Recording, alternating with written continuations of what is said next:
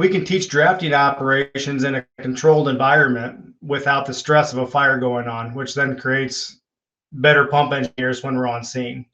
Not only do I use this draft commander at my full-time job to teach drafting operations and pumping operations, we've also created a pump engineer class. We actually have our first class coming up in a couple weeks, and we teach pump engineers and departments the basics of the inner workings of a pump. You know, everybody knows water goes in, water comes out, but what actually happens on the inside, and what are some problem solving methods that we use when you're not getting a prime or when you don't have enough pressure in your hand line. So we can put a pump engineer on their pump panel on their truck, hook it up to our draft commander trailer, and teach them the basics of pumping. One of the things that we've found is as we do engineer training, whether it's a promotional process or training for actors, or if it's just ongoing like quarterly training for engineers, what we've also found is that sometimes what you think that you're pumping at the panel may not necessarily be what you're pumping at the end of that nozzle. So some of the things that we have found is by putting the gauge adapter right there in the nozzle. Of course, in the nozzle testing kits that you can purchase with your draft commander, it comes with some of those. But what that really translates to is we found value in the engineer setting up his truck, flowing all his lines. He's happy with what he's doing according to the pump panel.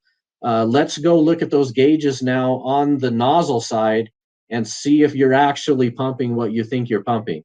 And that's been an eye-opener to many, you know, that especially when you start getting into high flow, low friction hose, sometimes our pump charts aren't as accurate as they may have been a few years ago. And so that's been a valuable tool in training for us as well. There are some departments that have checked out the draft commander from my location and set it up. And what they've done is they've taken a tender, dump their porta tank so that they actually have to draft as we would do it in the field, draft into that, into a line that is feeding the draft commander, filling it up, and then taking another vehicle, another engine, and then drafting out of the draft commander and learning how it all plays together with your water source.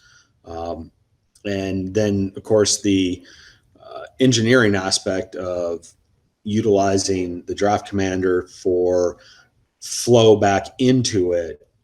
How many PSI are you putting out, and making sure that you can run multiple lines at certain pressures to really help train that engineer, because they don't get a lot of that training, and having the draft commander gives us that opportunity to do that.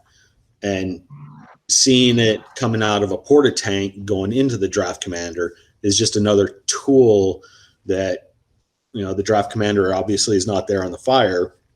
So seeing how they would actually perform and then being able to recycle all that water, we can pump for hours and not lose any water, which is a huge benefit down here. Train with it. Use it for multiple driver operator scenarios when you're pumping water. Use it for those scenarios that you normally don't come across, so that you have the ability to actually see what it's like to flow large amounts of water and push yourself to the limits.